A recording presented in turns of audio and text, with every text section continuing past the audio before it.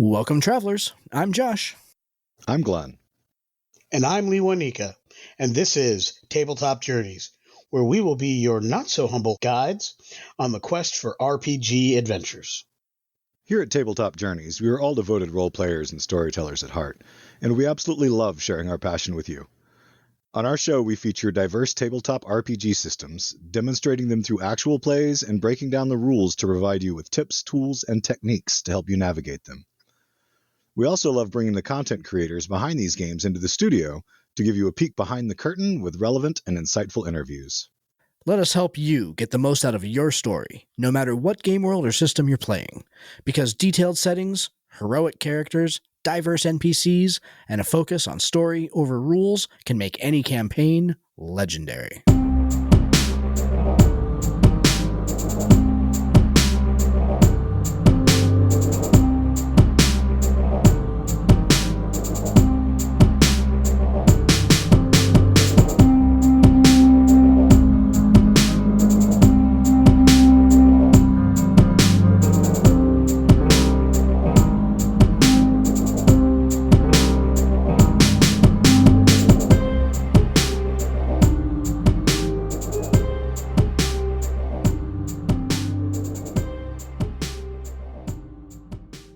Now, here's a message from friends of the show. Hi, I'm Conan Librarian, and I don't have a podcast. I do, however, like most of us, have the need for a place to store, organize, customize, and create my tabletop campaigns, thoughts, and ideas. That's why you should check out obsidianportal.com. Customization that will match any need you have, a fantastic community, and an experience in and of itself that will get your players engaged, not just during the session. obsidianportal.com. Your players don't just stay at the tavern. Why should your game just stay at the table? obsidianportal.com. Welcome, everybody, to today's episode. Very excited to be cracking, once again, into some Wizards of the Coast content, something that we have not done in a very long time. I am very happy to be joined across the microphone, per usual, by my friend and trusted colleague, Mr. Lee Wanika Miller. Lee Wanika, how the hell are you doing today? I'm doing really well. Look, we've had some really interesting things that brought us to this particular episode tonight, and I'm so excited to get going on it. But not the least of which is just a real good deep dive and getting back into some of these D&D high fantasy roots and adventure construction. But I've talked a little bit about adventure construction, how to make an engaging table and an engaging situation. Josh, you've been doing very much the same thing with your vlog as well, with the idea of how do we make this more fun for the people we interact with, whether it be live, virtual, or what have you. And in comes 50th anniversary D&D with the latest and currently greatest, at least that's what they want us to feel about it. Adventure They've been telling us that it's the Path. greatest adventure. Yeah. Adventure Path. Hey, Kendrick is a great person to talk about your stuff.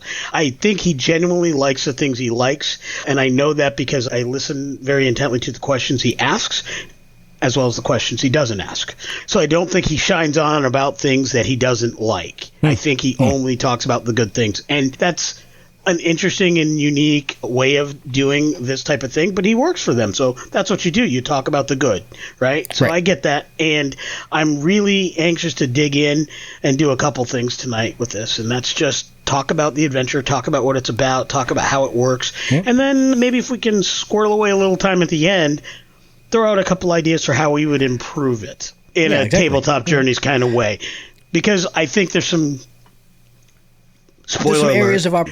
There's good there's some decent bones with some interesting ways to make it really shine. Areas of opportunity.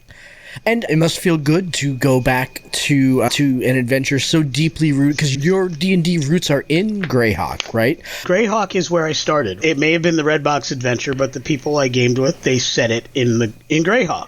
I've talked about it on the show many times. I have and still have the big Greyhawk map, and I have little dots and pinpoints when it used to be on a cork board for where different adventure modules from first edition we would place them on the map where we wanted those things set. So at any point, I could carry on my story. People could go, oh, we did this adventure, we didn't do this one. I could pick up an adventure and do it. And I loved that style of gaming. You know, it was basically a world-spanning hex crawl where you could go anywhere. You want to start a new game with a new table, start them over here. There's 15 modules around there, 1 through whatever. Get going. You want to start over here and there's no module? Don't worry about it. Homebrew that crap. At least what's going on in the world. I love that kind of gaming. They really did pitch this as the way to appeal to me, old school, AD&D, O-Earth gamer. That's what they were pitching. Let's bring you back home. And there are some struggles. There's some struggles. So if you have not already figured it out yet, we're going to be talking tonight about Vecna, Eve of Ruin, the latest adventure path, the last adventure path, or the last book even, in the 2014 rule cycle. Everything after this is going to be based on 1D&D, the D&D 2024, whatever you want to call it, the next iteration of D&D, the next step down the path. This is the last bit of the 2024 iteration. And there is a lot. So the book itself is 250 something pages. I think it's 256 or 260 or something like that. So there's a lot in that book to cover, and we're going to do our best to go ahead and squeeze our thoughts into one episode. And so I think let's start tonight with kind of overall thoughts. And Luanika, I think that you alluded to it already in your opening preamble there, where you said that this adventure has great bones and that there are areas in which it could be improved. And I really think that is the biggest compliment that I can pay it right off the rip here, is that the bones of this adventure are fantastic. It sounds, if you just read the chapter headings on the things that you get to do in this adventure, it's a fantastic path. It really lays out a really interesting story. Absolutely. Carry on. Yeah, because that is unfortunately, I think, for me, where the biggest compliments are going to stop. I think that there are some things in here that are still good, but I really think that running this adventure correctly in the way that, like, I feel it, and Luanika, I think that you feel it, and that other experienced DMs reading this feel it. It's going to take a lot of heavy lifting on the part of the DM to go ahead and make this really shine. And there are a lot of variations on where that heavy lifting can or should be. But DMs out there, I don't know that you can run this adventure path exactly as it's listed in the book and have it feel satisfying. And we're going to go ahead and get into those reasons throughout there. But DMs out there also, I will say, have faith. Know your material and feel free to color outside the lines that WotC has given you, and you'll be just fine. But it is going to take some coloring outside of the lines. Yeah, my quick treatise following you on this is great bones. How could you miss? Right. You've got O-Earth. You've got Neverwinter. Yep. You've got the Underdark. You've got Loth. You've got Drow. You've got Kryn. You've got Strahd. You have some of the oldest and most classic and named NPCs in the game history involved in this. And you've got Spelljammer. You've got Planescape. You've got Sigil. You've got Avernus. You've got Eberron. I'm going to do my best to not waylay us when we get to that chapter. You've got Pandemonium. Yeah. You've got Pandemonium. You shouldn't be able to miss with this because of the bones, right? Yeah. And yet, in some ways, I think they did, because I think they just missed a little GM assistance here. I think this, as opposed to being sold as a straight up, this is the adventure, run it X through A through Z, should have been more like, here's the adventure framework. We're going to give you key scenes here and here, and we're going to give you some instruction and ideas on how to flavor it for your table. And I think that's where they fell down. Now, I don't know exactly how you do that with the page count and the financial ramifications they have. That's really hard. But I also think at the same time, you don't bite off a multiversal story unless you're down for the fight. I look at the MCU, at least through Phase 3, when they got done with Endgame, they were down for that fight. Yep. They knew what they were going to do. They planned it out, and they hit every friggin' mark. They had only one miss, was the proper integration of the television shows into the MCU story, and that was a political, financial, business thing that was out of the control of the creative minds. I think they actually had a good plan in mind, but they weren't allowed to bring it to fruition, and that's why the TV shows fell off towards the end there. But the MCU did it because they had the right people saying, we're going to steer this ship, and this is exactly how it's going to go. So you can do a multiversal story. You can connect all these things, but you got to have that straight-up plan right from the get-go. I think that you nailed the comparison when you said the MCU, because I think for me, the way that you do this adventure path with the way that it needs to be done is it's not one book. I think it's 2 books, just like they did with Infinity War, right? They realized that Infinity War was a story that was bigger than one movie. Before we go any further, I want to go ahead and make sure that everybody understands that everything that's going to be said from here out in the episode is going to be a spoiler in this adventure. So just go run the adventure, spend the next 3 years, run the adventure, and then come back and listen to us from 11 minutes and 12 seconds into the episode or whatever to go ahead and pick that up. But let me amend that a second. Yeah. If you're a GM, stick with us. Yeah. Tell your players to wait till you're done running it. Exactly. All you GMs out there, here you go. Yeah. If you don't play D&D and you just want to talk about construction and know what all the hubbub is about, bub. Yep. Stick right in here. Yep. But for the rest of you players out there, so spoiler alert. Yeah, spoiler alert. So imagine how good this book is if it stops after the Night of Blue Fire. And then it picks up part 2 with what should replace Tomb of Wayward Souls. If it starts with that mission in book 2, right? Yep.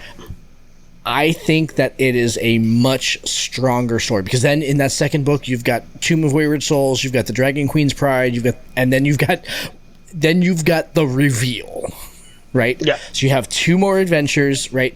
And then you've got the reveal. And here's the thing too: they gave us 3 Spelljammer books in that pack. They could have given us 2 books if they really wanted to go ahead and do this. They could have. Yep. And I think that probably for financial reasons, we know what Hasbro's been doing with financials. We know what they've been doing with budget. We know what they've been doing with the layoffs. We know all of those things. And so I am sure that if Jeremy Crawford had gone to his Hasbro overlords and said, "Dear overlords, I want to write 2 250-page books and release it in June of 2024, Jeremy Crawford might be working for Paizo right now. He may no longer be working for Wizards of the Coast, because they would have go ahead and cut him like so much chaff away from the wheat, right? Yep. And so I get that. I understand the political realities of it.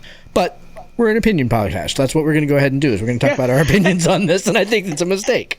At the end of the day, and with a clear begging of forgiveness that I'm asking of Sean Merwin and Teo Savadia of Mastering Dungeons, we are here to talk about what's on the page and how it plays at the table. Yep. We get all the other stuff, but now we're talking about the experience of what we're reading and what we're going to be rolling dice with. So the rest of it, understand, I'm not casting shade for the sake of casting shade. This is not Hasbro's the devil. Oh, YouTube clickbait bullcrap. That's not what I'm doing. We're going to talk about this in a, hopefully, you all be the judge, meaningful way about what's enjoyable, where we have challenges, what we think could be used to improve it, and most importantly, what we think we would do if we're running this for a table, and what other GMs might be able to do, some tips and techniques that they might be able to do to run this at the table. So all the little picky things that we have issues with, your players never even realize were there. Because you can run this in a way that your players don't even know what's wrong with it. That's what we're here to do. Make this campaign legendary. So what we're actually going to do, though, is we're going to step aside for just a few minutes here, and we're going to record our Patreon exclusive bit on this adventure path first. And the reason for that is because our Patreon exclusive bit is going to be a dive into the Nest of the Eldritch Eye pre-adventure. So if you are interested in that, go ahead and check us out on Patreon, and we'll give you those details in just a moment. But we're going to step aside, record that, and then we'll be right back.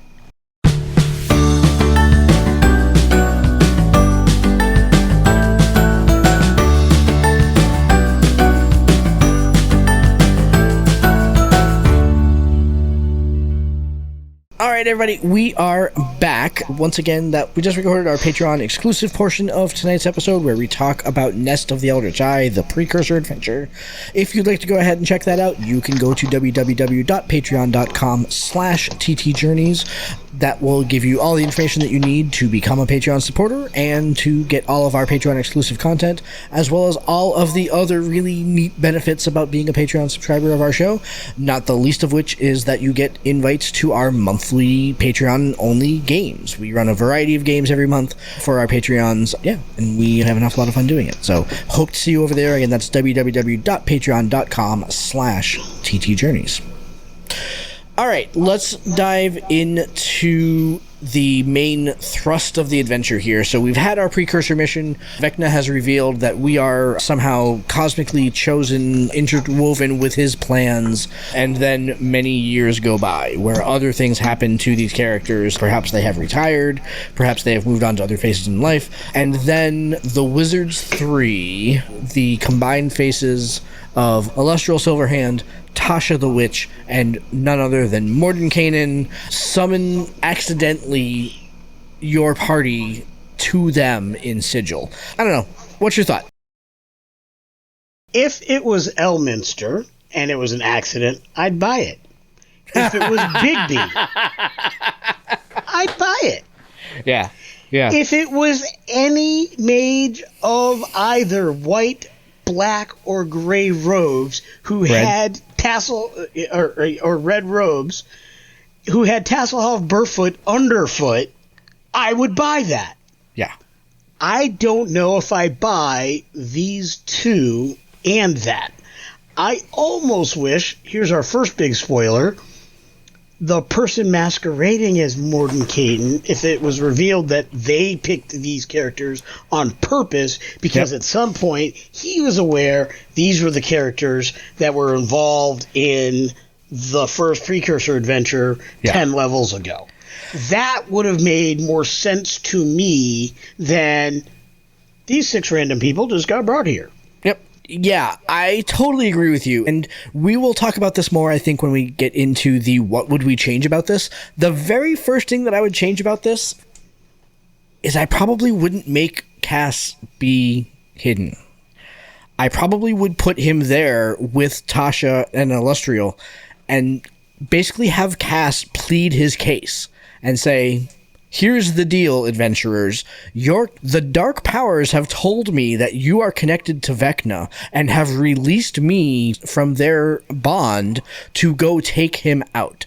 I need you to do this thing. I am bound here to Sigil. I can't leave, but I need you to go on this fetch quest and get the 7 pieces of the rod so that we can go ahead and take care of Vecna.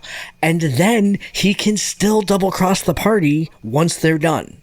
But at least it gets that weird pretense that he's masquerading as Mordenkainen, and he has a magical artifact that is so powerful that Tasha, with True Sight, can't tell he's not Mordenkainen.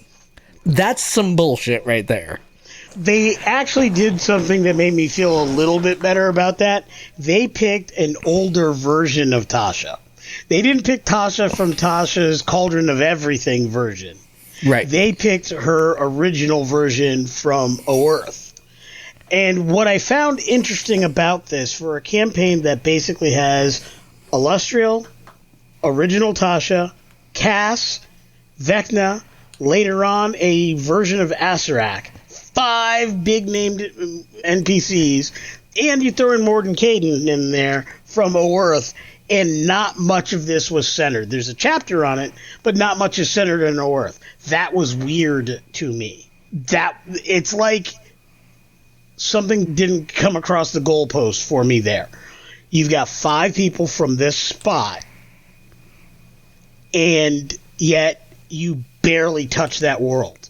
Like, Vecna hates a lot of things, but he's got to hate home more than anything else. I suppose, maybe? It just strikes me as weird. It's just weird. Like, it was less of a bad thing more than it was just weird. Like, it was a decent GM is running this, right? Am I having fun with this, or something breaking my suspension of disbelief? Right. That right there, as soon as you start naming all these people from Oerth, starts breaking my suspension of disbelief. One of my biggest problems with 5e and actually WotC and D&D, even through 3.5 and 4e, well, not so much 4e, but every time they take a Greyhawk named character or thing and bring it in, and all of a sudden, oh, let's place this somewhere in the Forgotten Realms, I'm like, I bristle at that. Yeah. I'm not saying that the Forgotten Realms is bad. I'm just saying Forgotten Realms was good without that stuff before, because I played a lot of Forgotten Realms. Yeah. Without having to worry about it, but it was weird to me to find Tomb of Annihilation and Forgotten Realms. That didn't feel good to me. The different things they bring over didn't feel good to me. Yeah, let's call it a spade, right? So the version of Tasha that they bring over is a CR 19 creature. If I have 6 11th level characters, doesn't matter what class, doesn't matter what ability, 6 11th level characters, which is the level this campaign path begins on. Yep. That's only a medium encounter. Yeah, the player characters are better than the quest givers. When we talk about the secret sauce, when we talk about the secret sauce that this campaign path is missing, it's stuff like that, right? It is odd, but it does make sense, though, if you think about it this way. If the narrative is, we can't solve this multiversal problem, we don't have what it takes, let's call on some folks who can, and they pick your 6 players because those 6 players are more powerful than the 2 of them. Yeah, I suppose. That actually narratively works, but it speaks to why people don't play at higher levels, because you're bigger than the biggest. Right.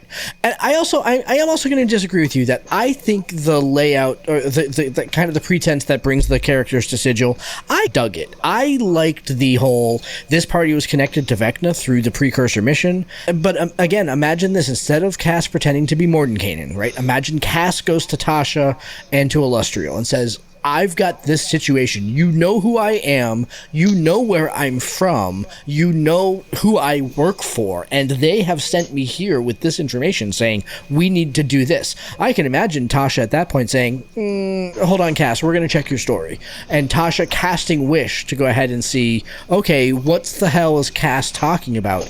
And what it does is it delivers these 6 players to her feet. Yeah, I can imagine that. I can imagine that happening, you know? Yep. That absolutely makes sense to me. I think that the pretense is okay. I just think that the twist that Mordenkainen really isn't Mordenkainen doesn't hold much water, especially because we talked about the secret system, and maybe we dive into that a little bit more here, but one of the secrets that you can learn is that one of Mordenkainen's closest friends saw Mordenkainen in the Sanctum and Sigil and said, I don't think that's actually Mordenkainen, and then doesn't say anything. Like, yeah, I'm sorry, but if one of the most powerful wizards in Sigil has just called one of the most powerful parties ever to appear in the multiverse to go ahead and stop one of the most feared demigods in the multiverse, I think that I'd say that maybe one of them's an imposter. Call me crazy, but I think that I would have brought that up. Yeah. So let's talk about the secret system a little bit here. So because Vecna is the god of secrets, the party is, or the campaign rather, is fueled by the party's ability to find secrets in all of these multiverse locations that they go to. They can use these secrets basically as a meta currency to fuel powers, and they make a big deal in the very last chapter when you are in Vecna's memory palace about the number of secrets that you have held onto. a cool system that I don't think has great secrets attached to it. I think that I would go through it, I would modify some of the secrets. Some of them are okay, but there's some other things in there that I think would hold a little bit more narrative import that would be secrets that Vecna would want, and that you can basically set up a race against a rival party. I mean, look at the adventure in Eberron, in the Mournlands there, right? Imagine if there is a secret about the Mournlands that everybody wants to know, and you and a rival party are both trying to go ahead and find it first. And if the rival party gets it, then Vecna gets it. And if you get there first, then you get it. That is how you get tension and excitement about the adventure. Not by basically introducing this meta currency that the players don't really understand and don't really have an awful lot of information about. Yeah, I thought the narrative around the secrets could use some help, or at the very least some better GM instruction. They allude to it being important, and it stays with your characters at the end of the precursor adventure. Yep. And so you start this, if you were the characters who were in the precursor adventure, with secrets. But then you're here, and as you go through each chapter and you have the opportunity to learn generally two secrets per chapter of merit, I think that part of me loves this concept, but I don't know if it was, again, brought across the goal line there because of the very same things you're mentioning. I thought the weight of the secrets, some were pretty important to what was going on in those scenes. Others were kind of like, I forgot to feed my cat last week, kind of thing. Right. And I'm like, or some mega multiversal equivalent thereof, I didn't take out the trash, or I'm the one who broke the vase and made Bobby Brady glue it. Like, there was some of these were like, they didn't seem to have any importance. And again, there's a fine line here where you want a secret from the chapter you're in that is big, like the secret of that universe. Yes. The challenge is, this is a game and not a novel. So the secrets of these universes, and more importantly, it's a tabletop role-playing game. So the secrets of the universes are rarely actually delivered in writing because they want each individual table to create that secret themselves. Yeah. The biggest secret in Oerth, in my campaign, is likely very different than the biggest secret for Oerth in somebody else's Greyhawk campaign. Yep. And so on and so forth. So what I think they should have done with these secrets is had these same ones, but then say, if you've ever done a campaign or a series of adventures in this world, what was the biggest secret to reveal in that campaign world? And blah, there you go. Or if you've never, so it comes from your table's campaigns. Let's say I only did Forgotten Realms, right? And I never did any of the worlds. The only thing my people would ever know is the biggest secret for Faerun. So when we're in that Neverwinter chapter, that's the secret that comes out there. Put that secret in the adventure. That's the secret. You get the biggest secret for the world you're in. Yeah. And give the GMs the advice, pick it from the campaigns you've been running at your tables with your group. If you haven't run in a given world, here are D6 options for secrets. Pick the one you think will resonate the best with your table. Done. Yeah.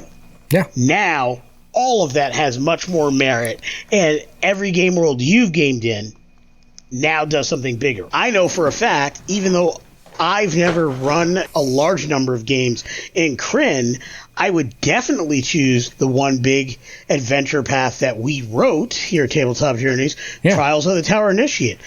The secret of Val would be the big secret I would choose to reveal during the Krynn message. To me, for people who know me, who've played adventures at my table, that secret has weight. Because even if they weren't playing in that game, they know the adventure we wrote. They listened to Sergio and his Patreons when they ran the adventure on the Lorecast. They hear us talk about it and all of these things. So I think that would be the secret I would run.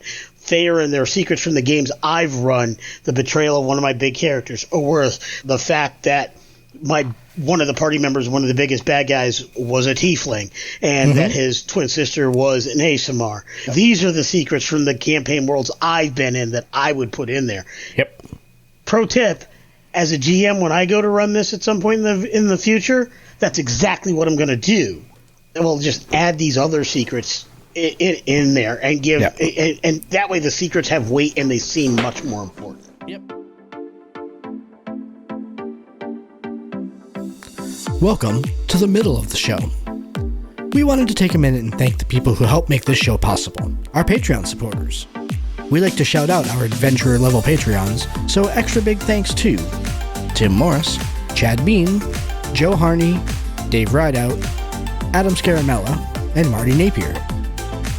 Patreon supporters get exclusive content, free copies of all of our published and unpublished game supplements, early access to episodes, and free invitations to our monthly games.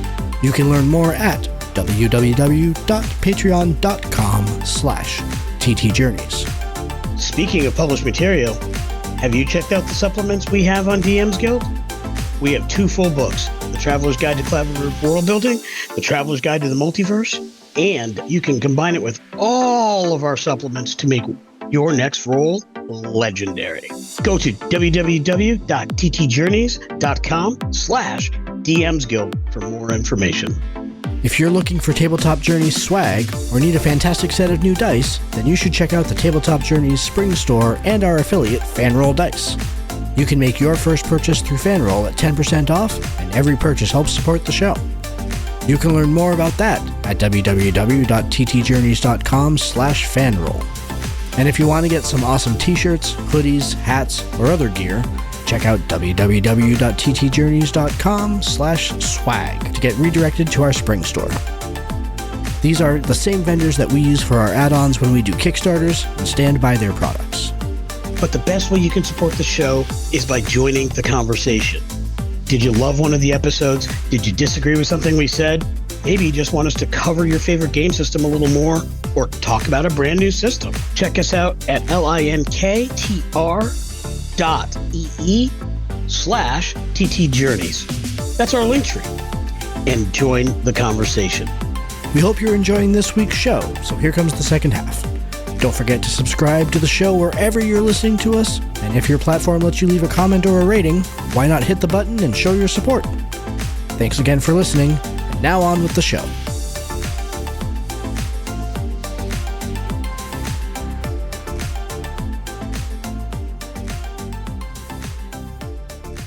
So let's crack that nut too, because I think that you are stumbling on the big kind of flaw with this adventure path, and that's that none of the chapters by themselves feel super compelling in furthering the story, right?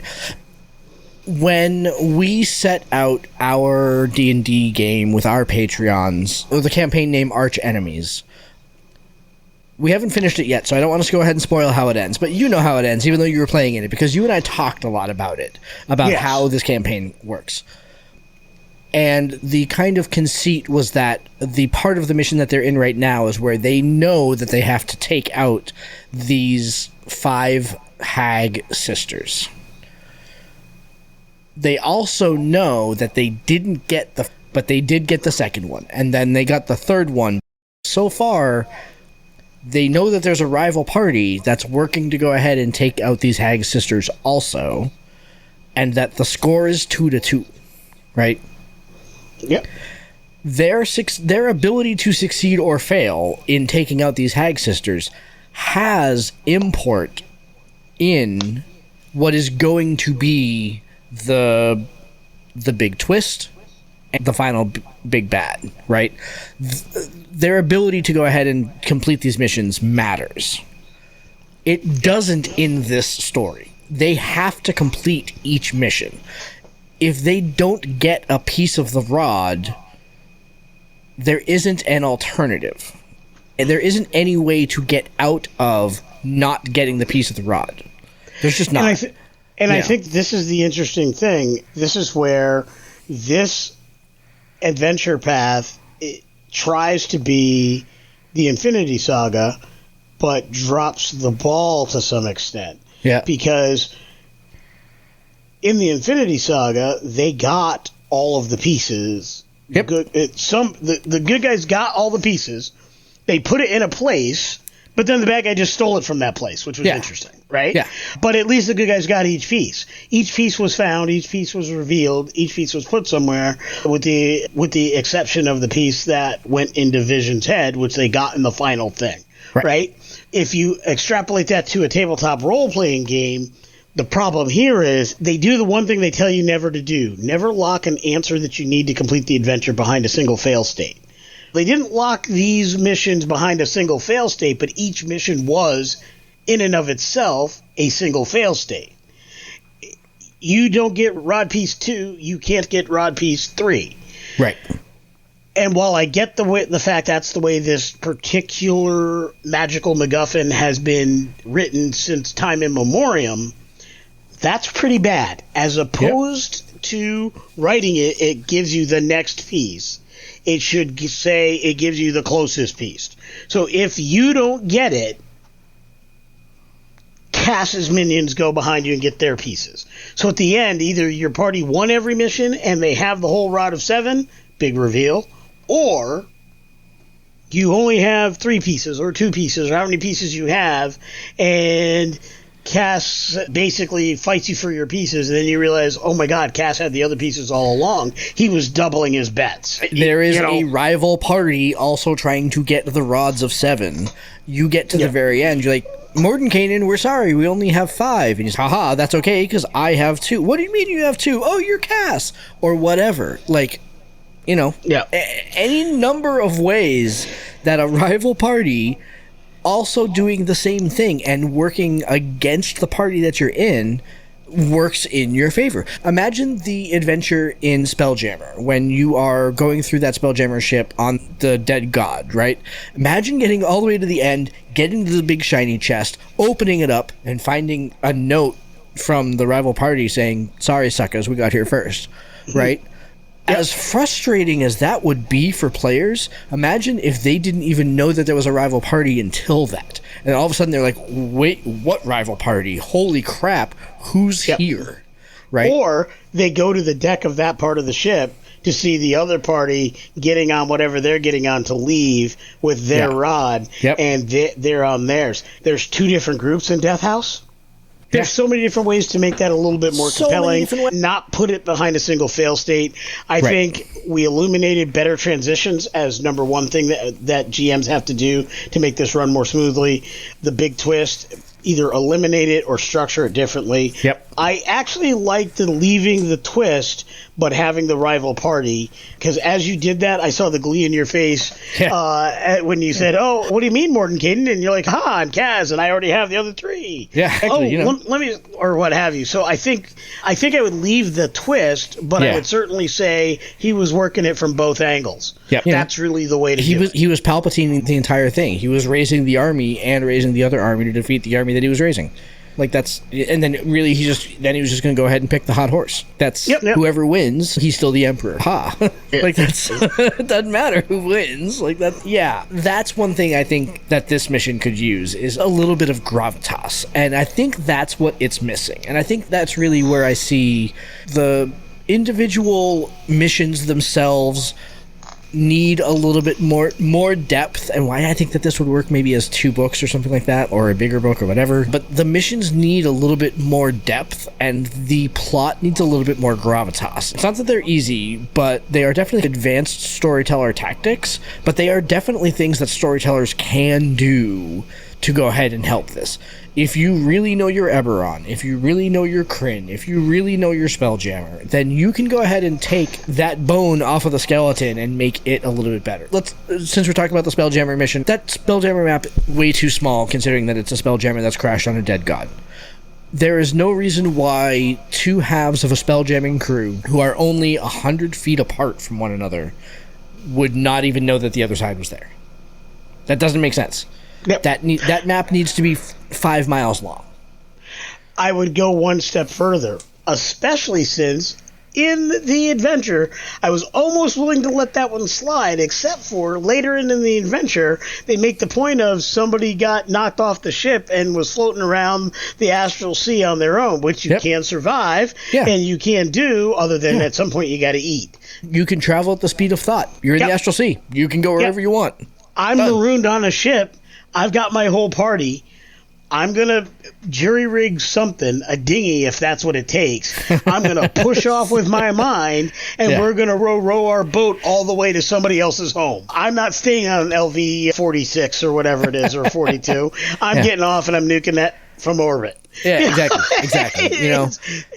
So it's like I didn't play a ton of Spelljammer. I played very little, but I played enough to know that dog won't hunt. Yeah. Yeah. And I'm so sad because we've talked about it so many times how bad we wanted to love Spelljammer, how awesome it could have been. And it could have been so great. The lament, it continues. Yep. So we've talked about it a little bit here. It needs better secrets. Yep. The missions themselves need more depth. I will say that absent, other than those two problems, how'd you like to play, Mrs. Lincoln? I will say that absent those issues, where the 7 missions that you get to go on,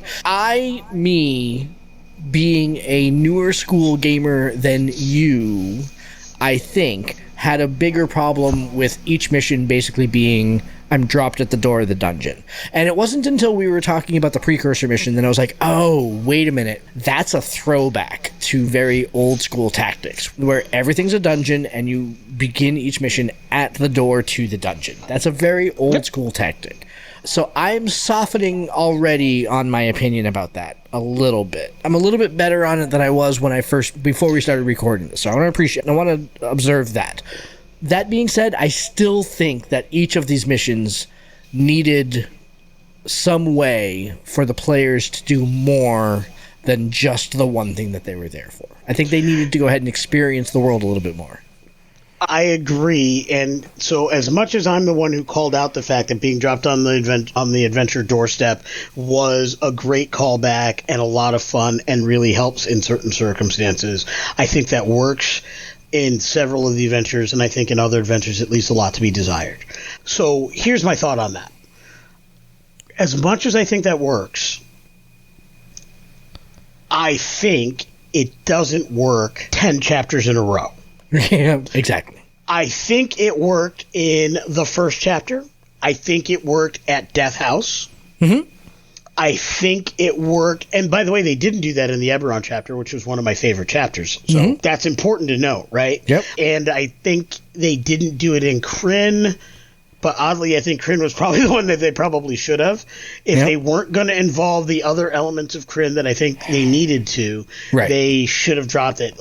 A big discussion we had when building a Kryn adventure for Splinterverse was, how do we, in X thousand words, make it feel Dragonlance? Yeah. If we're not doing the Heroes of the Lance, and we are not specifically doing the Knights of Solamnia. Yeah. Taking those two options out, we have to hit specific locations that are evocative. Yep. And it has to, by definition, include the mages of high sorcery. We eliminated 3 of 5 things, and it required us to use location and mages. Yep. So we centered the story on getting to the mages, and we focused on character development while traveling through the key locations. Yep. And that's how we did it. Yep. So if I'm looking at the Eberron chapter, I'm saying, what are the things we're eliminating? We're putting it in the Mournland, so we can't touch any of the other things. Yep. I would say, to give it that feel, you put the party in, and I'm going to borrow from an adventure I'm working on, by the way. You put the party in a town outside of the Mournlands on a lightning rail that passes near the Mournlands. Yep. And then when the party's passing, their rod part says, you got to get off here. So now they have to find a way to jump the train while in the Mournlands or right next to the Mournlands. Yep. And now they are on a little bit of an exploration piece through the Mournlands to do all the same things. The whole adventure is the same, but give it that little bit in between. So the secrets they pick up are from the town that the city that they're in, and they get that steampunkiness there, and they get the lightning rail, which is very evocative of Eberron, and then they go there, and maybe the rival party's also on the train, so you get a little witchish bish on the train. You get a little bit of noir feel where you can go ahead and play up like the kind of the Orient Express kind of train feel about it. Absolutely. Who's going to be Mr. Piero and all of that. So exactly. I think you do that in the Eberron chapter. I think you drop him on the doorstep of Death House and you do pretty. I say the Eberron was one of my favorite chapters, but I actually thought with a couple minor flaws with it, which are more about how I'm not a big fan of Ravenloft in that way. I actually thought that was a pretty tight chapter, the Death House chapter, because it puts you there. Ravenloft, by definition, does some things that allow you to play fast and loose with the narrative because you're where you need to be because that's what the powers want. That's what it calls for, exactly. Yeah. Right? So you're in a great spot where that is concerned. So I think if you went chapter by chapter and you figure out where you need to go, or is this a drop on the doorstep? Is this a little exploration piece? Would I have done the Tomb of Horrors bit? I'm sorry, the Tomb of whatever they called it this time around bit? Probably no. I would have done something about Icefire Pete or the Great North. I would have done something with I Use the Old. And if I'm doing Greyhawk, because we already bastardized Tomb of Horrors and called it Tomb of Annihilation, put it in Faerun, I would not go back to that particular well. I would have gone someplace, and we actually stole the Red Wizards of Thay. I totally disagree with you. For Tomb of Wayward Souls, I would just not run that mission and run the Tomb of Annihilation part of the Tomb of Annihilation campaign path instead. Just lift the Tomb of Annihilation straight out of Tomb of Annihilation campaign and drop it in there. Call it Tomb of Horrors. Make it don't make them fight Mini-Me Re-Rack. Make them fight Acererak. Absolutely. Done. Acererak, who worked for Vecna, make him fight Acererak, right? Because that's, this entire book is the greatest hits album for the 2014 D&D releases, right? It's supposed to be. It's supposed to be, right? And came out like Kids Bops. It's not that bad. And it's also, they're doing it in a super video gamey way, right? Where it's like, weird confluence of events. You're the only people that can help us. Come and do the thing. And you're going to go ahead and meet all these important NPCs along the way that you can't actually interact with, but you can go ahead and talk to. But you can't actually fight them. You have the opportunity to meet Tiamat, but you don't actually have the chance to go. You can't do anything about it, but you can potentially be present in her gaze for a moment. I think that the thing that they miss are the mid-level bosses that you encounter along the way, right? Yeah, you get to go ahead and fight Strahd, but you get to fight Strahd at like 14th level, when Strahd is going to be a pushover at 14th level, right? Yeah. That kind of thing, right? You don't really get to meet Lord Soth, but you get to meet Lord Soth, and that's not really the same thing. All those sorts of things, right? I did like that one because I actually think I could have made that scene pretty frightening. Because I love me some Soth. Not page. Fair. It's not on the page. I will stop. What we would do with this is not on the page. We cannot count on that. Where I was going to go with all of that, though, the 7 rod missions that are in the middle there, they need a lot. They need a lot of heavy lifting from the storyteller. What I think the shining goal or the shining beacon in this mission is the way that it comes together. Whether or not I would gone with the betrayer angle or not, the way that comes together, and then the war in Pandemonium. Now, me and my love of spiders, and how awful that Pandemonium chapter was for me to read through. I loved it. I think it's fantastic. I think it's fabulous. I think it's great.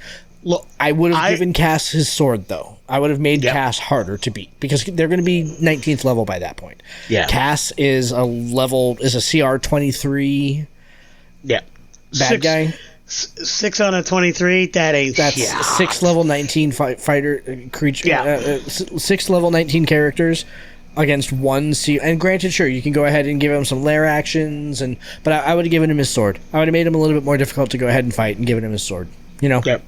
He would have probably taken out a player character. Look, and they're high enough level. As long as he didn't get the cleric, they're probably bringing that fool back. It'd have been fine. Yep. It's just you needed to make somebody say, oh, dang, I don't want to get hit by that. Look, I wrote just this week a whole encounter with special kinds of spiders being ridden as air cavalry, thanks to that crazy meme about venomous spiders, which is not nearly as bad as it sounds, but it did spark my imagination, right? So I wrote a whole thing, and it would have been perfect for this.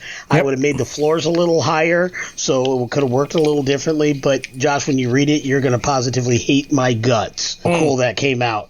But I wrote an encounter specifically because I love using drow, and I love finding neat ways to do things, and the idea of spiders that can float through the air using webbing parachutes over thermal vents and up currents to stay out of melee range, and allowing the drow to ride on the backs of these things, firing down on the party, is nasty at higher levels where only range works. Your biggest, baddest fighter has got a lot to fear from a whole cadre of these guys riding Joro spiders. I love it. Love it. Love it.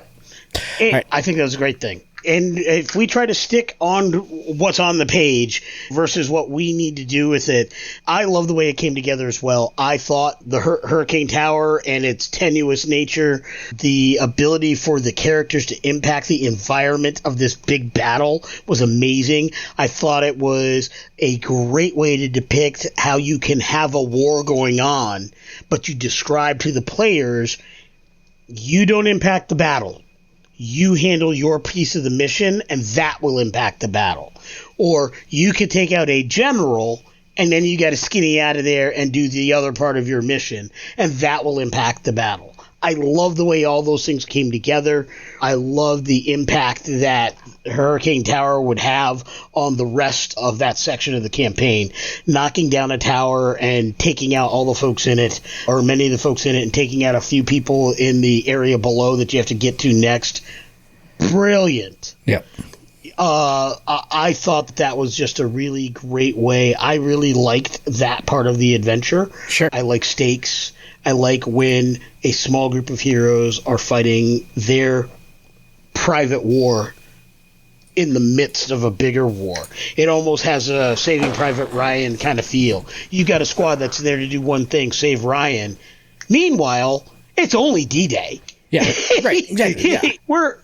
I think that was a really nice touch. Yeah.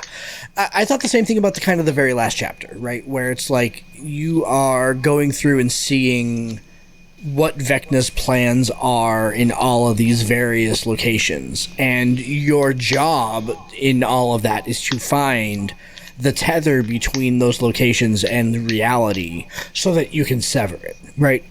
I thought that was really craftily done. I thought it was very interesting, and I'm excited to see how that kind of plays out at the table. I wanted more of that. Yeah. Sure. We toured 7 worlds. Yeah. But we only got 3 visions. Yeah. What I wanted was a alternate version of each of those worlds that was based on something we saw in each of those original things. Yep. And the ones they had were great. But I am thinking of the circular nature of narrative and story. Yep. If you're going to say, this is the world we know that the guy is trying to destroy, this is the world that he's going to create, based on that world, show us that mirror universe that he's creating. Yep. I'm going to take that a step further, right? It is Chekhov's gun. They have been seeding this adventure in all of the adventure paths for years and years with the obelisks that appear through, like, there's one in Icewind Dale, there's one in Tomb of Annihilation, there's one in Descent to Avernus, there's one, I think, in Dragonlance. Like, these obelisks that are tied to Vecna. What if they became the waypoints that allowed him to pivot. They're not obelisks, they're like an axis, right? So that's where they need to go, that's where they get dropped, that kind of thing. But they don't really, these obelisks really don't appear in the missions. So like they've been seeding them for years and years and years and years. They say that they're connected, and the connection's pretty tenuous. I believe they show up in the Shattered Obelisk, but I don't know that for a fact. Yeah. I think that was the trigger that should have been pulled, but I think they pulled it early, so it didn't end up here. It ended up somewhere else, and so we're left with a bit of a nothing burger. Yeah. But I agree with you. I think the issue is if you want to do this narrative thing and pull it back, you pull it back. Again, and I hate to keep riding this horse, but let's call it like I see it. The MCU went back to every single point. It was awesome to have Steve Rogers say, yeah, that's America's ass. Yeah. That was awesome. He went back to the moment that needed to be, and he was awesome. That's how he did it. Everybody got to go back to a point where something pivotal happened that we saw one version of. And they got to see this new version of in order for them to then move forward and do the thing. Brilliant. Brilliant. Yeah. This was the opportunity they had. Bring us back. You had the obelisk. You didn't want to do that, but at the very least, you went to these 7 worlds. Have 7 visions. Yep. Look, numbers are numbers. Don't go 7 to 3. It should be 7, 7, and 7. So you can have 3 groups of 7. Yep. 7 players. Like, you need 7 people to do it. So if the player group is 4, then you bring in Illustrial and somebody else, and you nerf them however you have to nerf them to keep them at player level, whatever the case may be. But you do 7, 7, and 7. Here's another idea. Here's another way that you can go ahead and take this, right? So you fight a mission in 7 different planes, right? It says at the very beginning that this party has a connection to Vecna, and that you should, as a storyteller, continue to remind them of the fact that they have this connection to Vecna. What if every time, either you could do it either before or do it immediately after, but every time they get a piece of the rod, they get flipped to the other vision, and they need to go ahead and find the tether to go ahead and separate the world that they just saved from Vecna. Take it out of the very last chapter and put it into all of the 7 precursor chapters. Yep. And then when you get through the war piece and you get to the chamber, you see the paths, and they're illustrative of what could have been. Yep. And Vecna frantically trying to rebuild what you've already severed. And now this is your chance to get into the pool and do the final deed. Yep, which is why he's only in Archlich form instead of in demigod form, right? Because you've been systematically weakening him at every turn. And if you don't succeed in severing some of the waypoints, like make them a timed mission. You only have an hour to do it, right? Make it timed, and at the end of that hour, you blip back to Sigil, whether you succeed or you don't. And the number of times you succeed determine how powerful Vecna is at the end. That is the core thing that I keep coming back to, is that every chapter is written in a way that you have to succeed. You can't fail. That's not even that there aren't consequences of failure. It's that the campaign can't continue if you fail. It stops. You have to give the players, if you're going to make the players run through this campaign for their 10 highest levels, it's going to be 2 years to go ahead and run through this book, right? You've got to give them the opportunity to fail sometimes. Otherwise, this is like the worst storytelling ever, right? Remember when we were in our old LARPing days, we used to talk about how there were storytellers that wanted to go ahead and tell a story and just wanted everybody else to be witness to it, but wanted you to make sure that you stayed exactly to script every single time, right? Yep. It's that kind of story. The rails in this adventure are so tight that it doesn't allow for failure, and that's to its detriment. So, and I'll even go one step further. Even if they weren't quite that tight, the fact that there's no acceptable fail state to move forward. A TPK is a fail state. You start over the new party. There's no GM advice for if you're building this into your campaign world and your party fails, what happens? Because of the timey-wiminess, don't worry about it. other people will rise up. Maybe there's 7 other people that can pick up where they left off, find the remnants or what have you. There needs to be advice on how to do that. And then at the end, it's really cool that WotC wants to have this big thing to end at 2014, but at the end, either you win or you don't. And they just say you win or you don't. Yeah. What the what? But what if my game world wants to continue?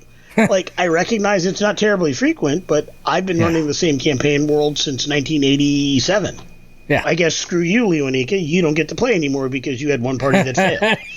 And I recognize I am one of a very small few group of people. However, the people I game with that's what we do. We all decide this is the world we're in.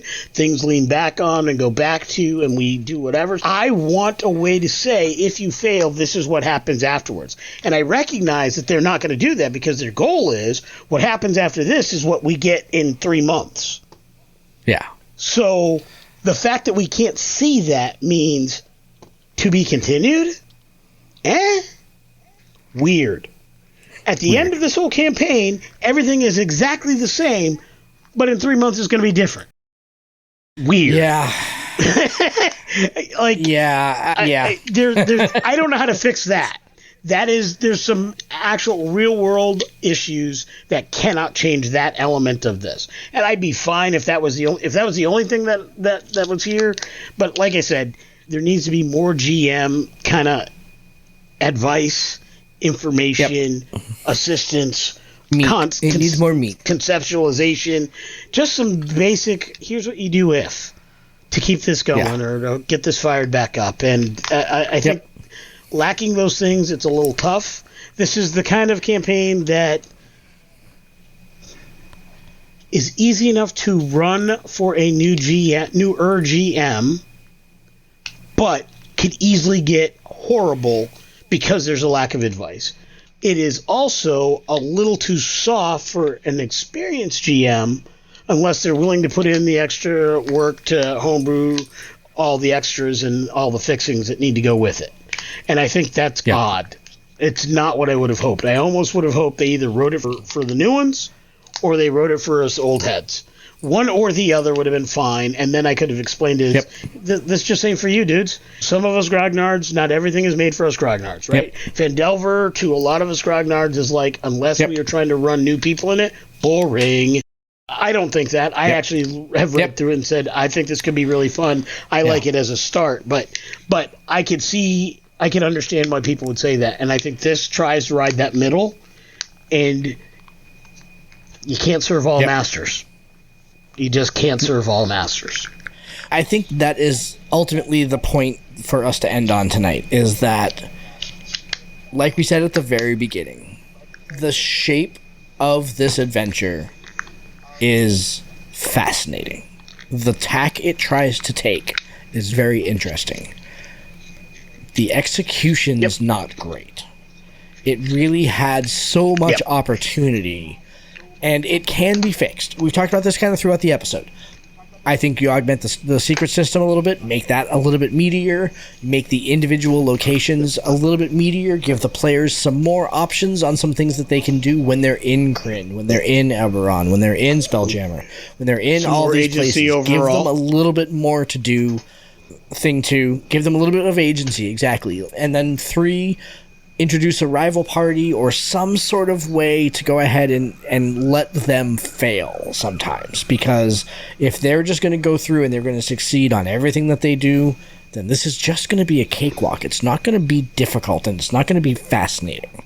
Give them the opportunity to meet some real adversity and fail sometimes and figure out how to go ahead and make that happen.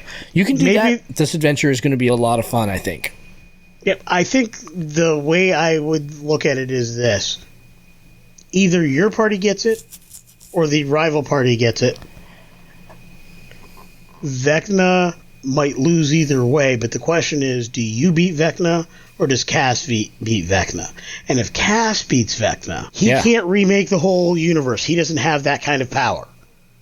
But it does mess up the universe, and now you've got things that future campaigns might need to deal with. right? So you can mess things up without reworking the entire multiverse. Now you got to fix problem X, Y, and Z. Vecna got beat, but he didn't get beat the right way. I think that's the better potential fail state. So I will leave it at that for me, but I will, other than to say, this is a product in the hands of DMs and GMs and storytellers who want to tell great stories. They can start with this, and they can build something amazing. The key is you have to know that going in. You have to prep your table, know your table, and then you got to do some of the lifting. We have a host of episodes on GM tips, how to build different things, how to give good rewards, how to build good backgrounds, how to bring parties together, how to do great NPCs, how to work with sidekicks. There's a whole number of things and a whole host of episodes that we've done specifically that if you put all those pieces together and put those lessons learned into how you run this, you're going to have an amazing campaign. And your players, if they didn't listen to this episode, spent the amount of time running through their 1 through 20 after you've added in all those types of things and they come back and then listen to this, they're going to be like, the hell are these fools talking about? This thing was freaking great. That's what you really want. You want them to look at all of us talking heads on YouTube and on podcasts who have had nitpicky things to say and say, y'all are out of your minds. We had a blast. But GMs will know, yep, you had a blast because I took the time to make it that way. They gave you the stuff that you're going to have to make. They gave you some ingredients. You got a bento box? Start cooking.